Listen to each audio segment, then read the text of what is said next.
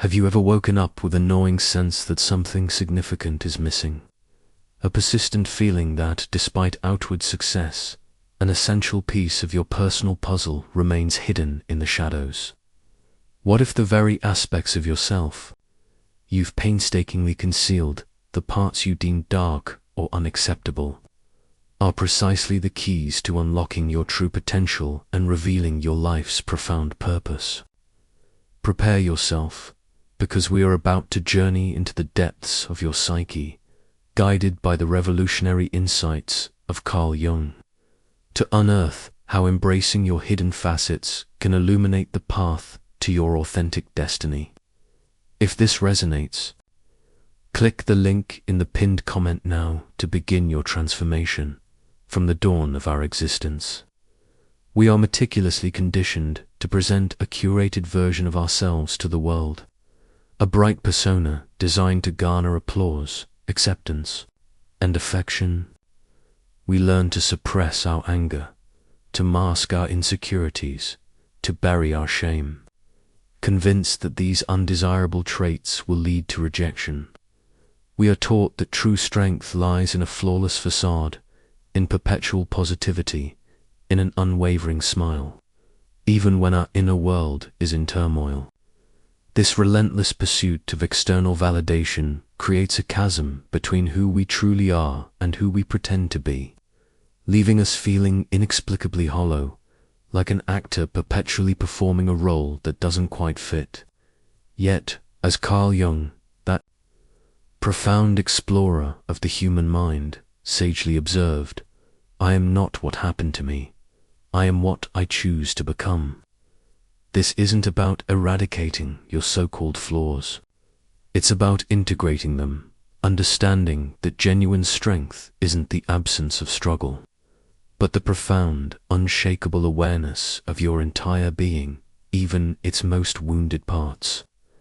If this resonates with a deep, unspoken part of you, if you're tired of living a half-life, constantly striving to please an invisible audience, then know this message is specifically for you.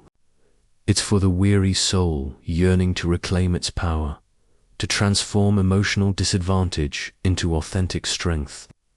But to begin this journey, you must be prepared to confront truths that might initially sting, because it is in that stinging, in that moment of raw honesty, that your true liberation begins.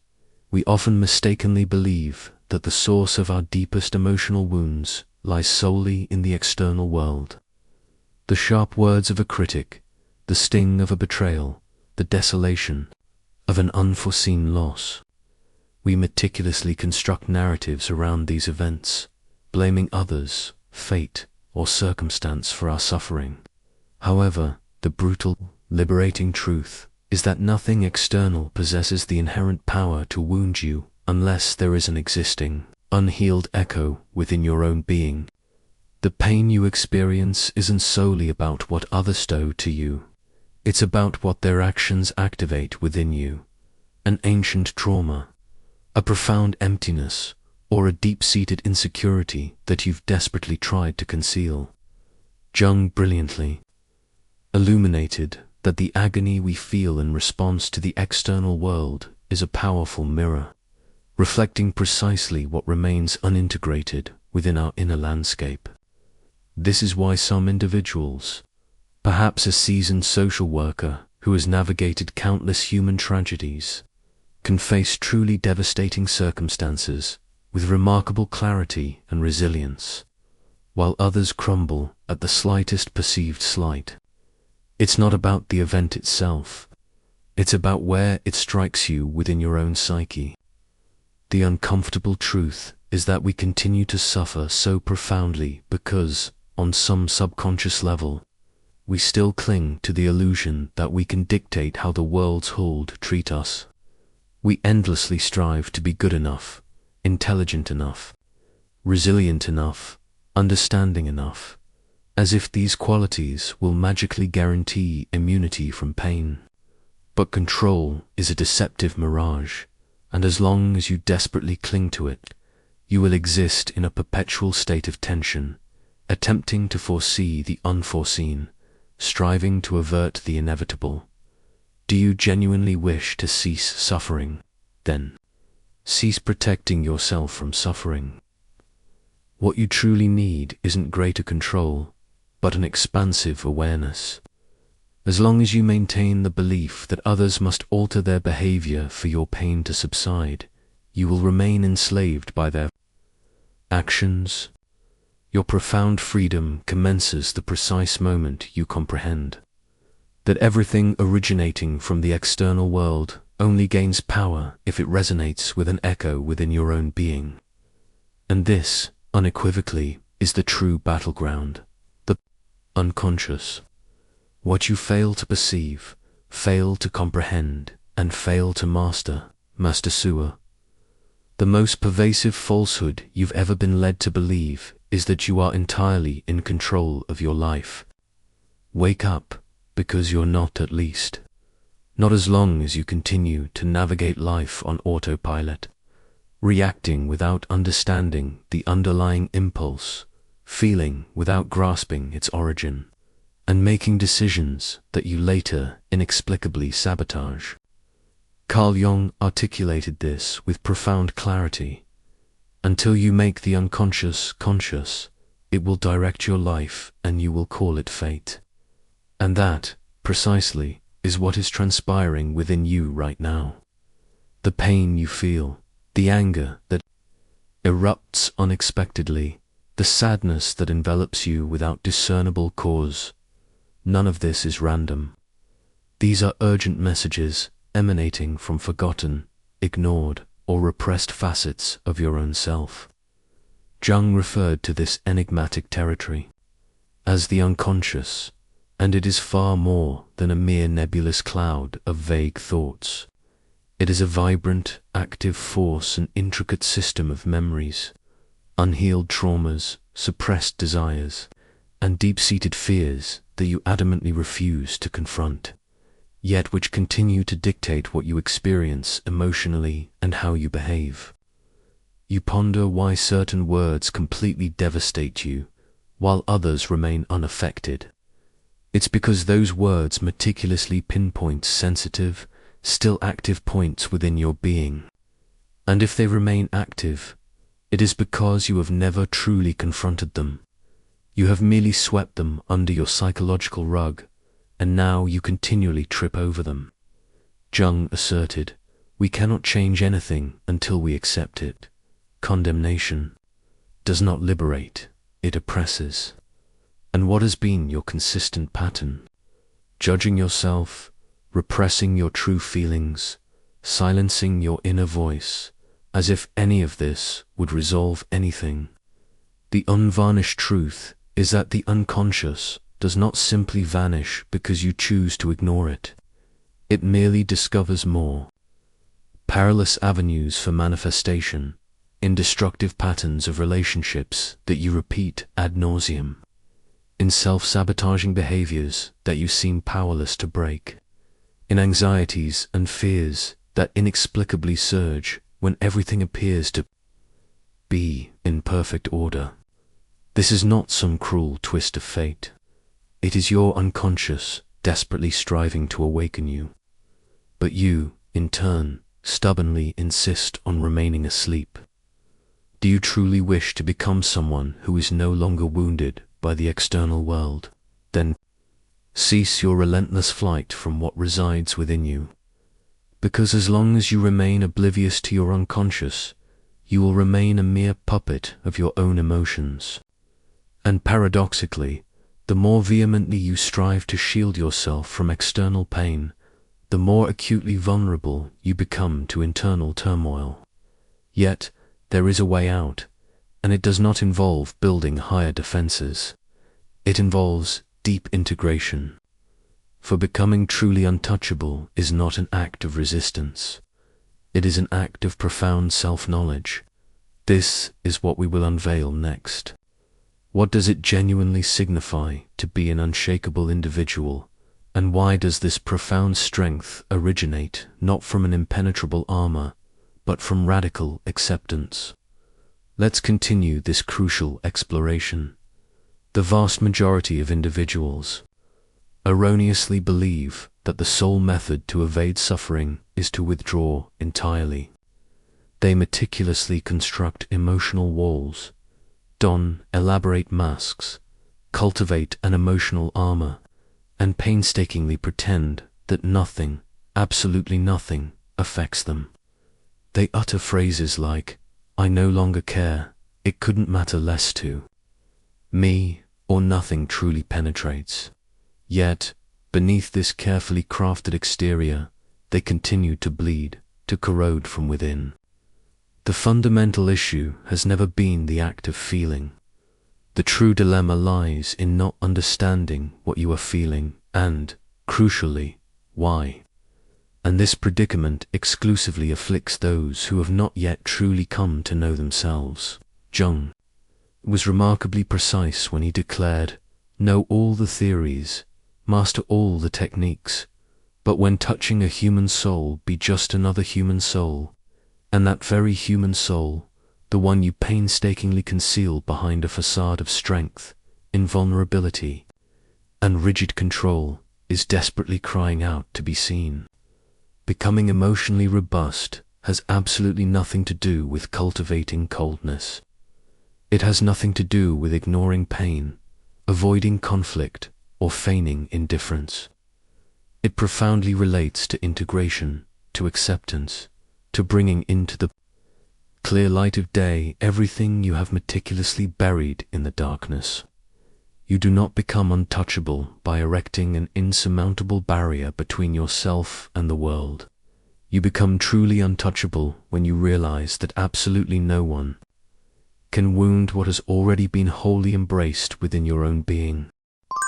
When you comprehensively integrate your shadows, your deep-seated fears, your perceived flaws, your profound insecurities, you cease to be a knee-jerk reactor to every external observation. You choose. You are no longer an emotional puppet dancing to the strings of external circumstances. And that, my friend, is genuine freedom. Jung termed this process individuation, the profound journey of becoming precisely who you truly are. Not what others expect of you, not what you once believed you should be to gain acceptance, but what authentically emerges from within you, from the sacred meeting of light and shadow between your conscious ego and your vast unconscious. Individuation, Jung stated, is not a process of perfection, but of integration. You are not required to become a better person, you simply need to become whole. And here lies the profound secret that no one has ever shared with you. The more relentlessly you flee from pain, the more persistently it pursues you. The more you endeavor not to be affected, the more inherently fragile you become. But when you courageously confront your own deepest wounds, when you wholly accept who you are with all that is beautiful and all that is perceived as ugly, all that is noble and all that is deemed shameful, nothing external possesses the power to dismantle you. However, this transformative path demands immense courage. The courage to peer within, the courage to shed your painstakingly constructed masks, the courage to feel, because it is precisely within the crucible of pain that the key to your profound transformation lies concealed. And that is precisely what we will uncover in the next segment. How suffering, far from being an adversary, can become the sacred gateway to your authentic strength. Let's dive deeper, and this time, without fear, from a tender age. Perhaps even before you reached your second decade of life, you were painstakingly taught to despise pain. You were indoctrinated into the belief that suffering signifies weakness, that shedding tears is a fruitless endeavor, and that feeling too intensely renders you dangerously vulnerable. And so, you embarked on a relentless pursuit to run, to evade, to deny. Yet, the more desperately you flee from suffering, the more tenaciously it pursues you. And the most insidious aspect is that it transmutes its form.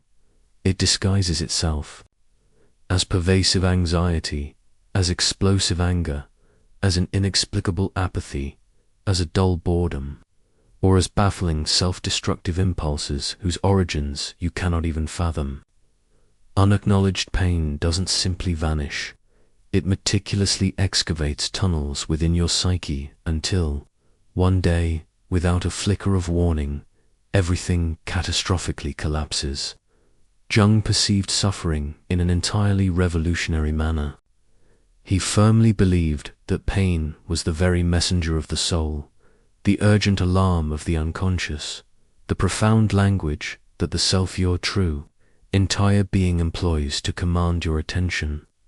He famously said, "Depression is like a lady in black. If she appears, don't push her away. Invite her to sit down, offer her a coffee, and listen to what she has to say." But you don't listen. You silence yourself, distract yourself relentlessly, keep yourself perpetually busy, numb yourself with every available means. You do everything conceivable to avoid gazing at what truly matters. What is this pain desperately trying to reveal? To you, the undeniable truth is that suffering only inflicts such profound agony because you remain locked in an internal conflict with yourself. There still exists a vital part of you yearning for growth, while another part desperately clings to maintaining the status quo. There is an intrinsic essence within you that cries out for profound transformation, but your ego, accustomed to its iron grip of control, attempts to suffocate that primal call. And it is within this very friction that pain is born, because change is inherently painful, growth is painful. Releasing antiquated beliefs, severing toxic connections, allowing what no longer serves your highest good to genuinely die, all of this constitutes a profound mourning, an internal process of death and subsequent rebirth. But it is precisely within this desolate space of ruin that something entirely new can miraculously emerge. Because when every aspect of your being is deconstructed, when your most cherished certainties crumble, when pain mercilessly lays bare your profound vulnerability, you can, at long last, truly perceive who you are, stripped of all layers of protection, devoid of all performance, naked without the mask. And at that precise, sacred juncture, suffering transcends its mundane definition and becomes something hallowed, for it brings you to your knees before the only entity that can truly set you free, yourself. Jung understood this profoundly. He grasped that suffering is not an inherent flaw in the system. It is an integral component of the process. Pain is not the terminus of the road. It is the genesis of the arduous journey towards individuation. The fundamental problem is that the vast majority of individuals surrender before traversing that dark, foreboding valley.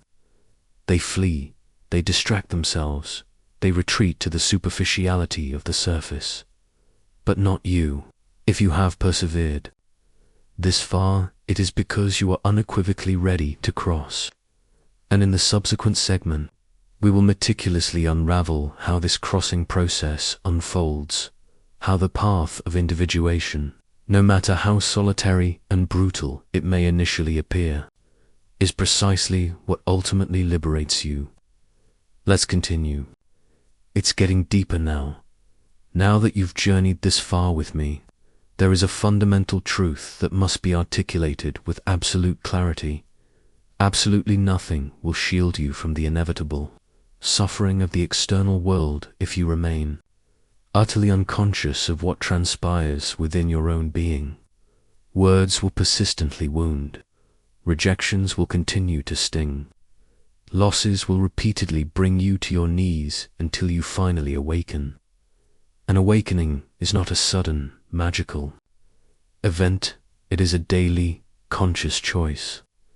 It is the courageous act of gazing inward, even when the truth stings.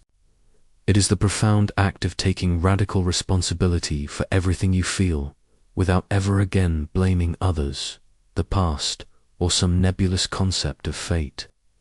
Carl Jung sagaciously stated, "What you resist persists. What you accept transforms."